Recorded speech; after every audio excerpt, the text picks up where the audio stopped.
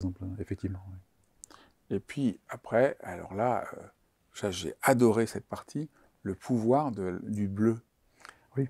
Alors ça, c'est vraiment Oui. incroyable. Oui. Donc, effectivement, donc, ça, c'est quelque chose qui est très, très bien connu.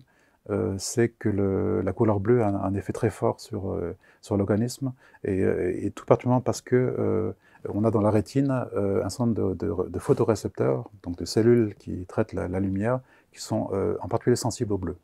Et il y a ce qu'on appelle une certaine photorécepteur qu'on appelle la mélanopsine, qui est contenu dans certaines cellules de notre rétine, qui est directement en connexion avec une petite structure cérébrale qui porte un nom très barbare, qu'on appelle le noyau suprachiasmatique.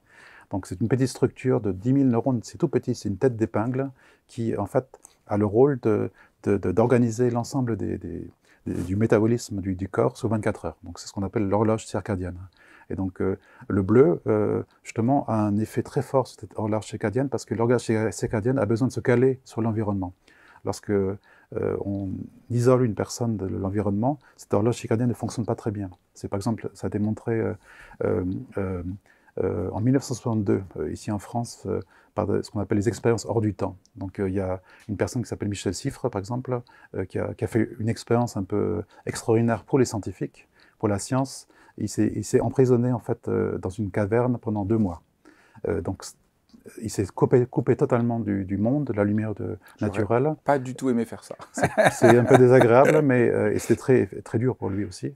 Mais ce que les scientifiques se sont aperçus, c'est que les jours pour Michel Siffre étaient plus longs que pour les nôtres. Il avait à peu près 24h30 pour lui. La durée de la journée était 24h30 environ.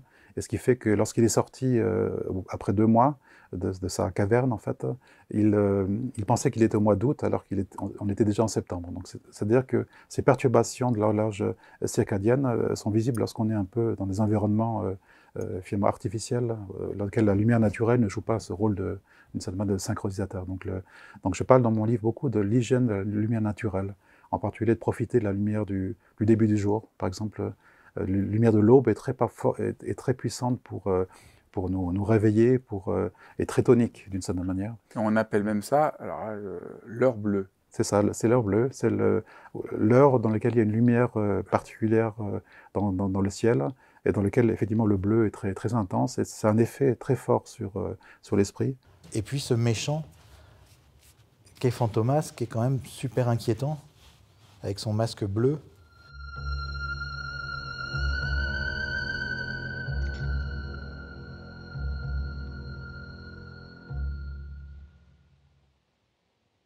Il me fascine ce personnage. Ses oreilles pointues mais collées, ce bleu, le bleu, il est dément, le bleu du masque.